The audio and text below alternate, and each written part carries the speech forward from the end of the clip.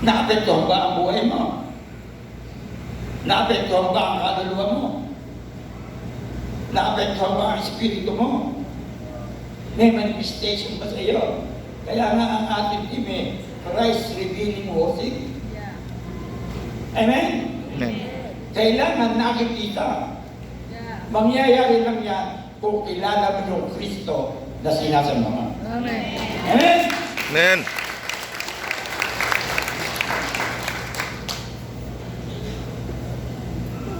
Ako nga ang sunod puntan mo pagka doon po sa ating klase, kilala mo, okay, fine. Pero kilala ka ba? Yup. Yung Kristo. Yan ang challenge. Hindi lahat ng tumatawag. Kung kilala mo na siya, hindi ka naman niya kilala, Patay.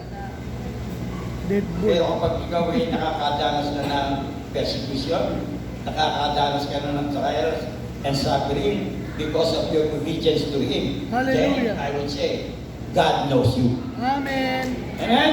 Amen.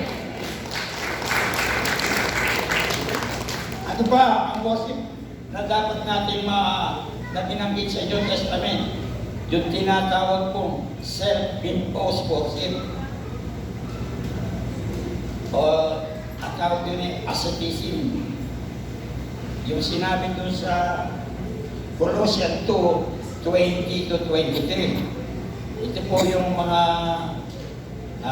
nagpipinitensya, nagpapahirap, lumulog sa yan po yan. Sabi dyan, you have died with Christ and He has set you free from the spiritual powers of His world. So when you keep on following the rules of the world such as don't handle, don't taste, don't touch. Such rules are mere human teaching about things that deteriorate as we use them.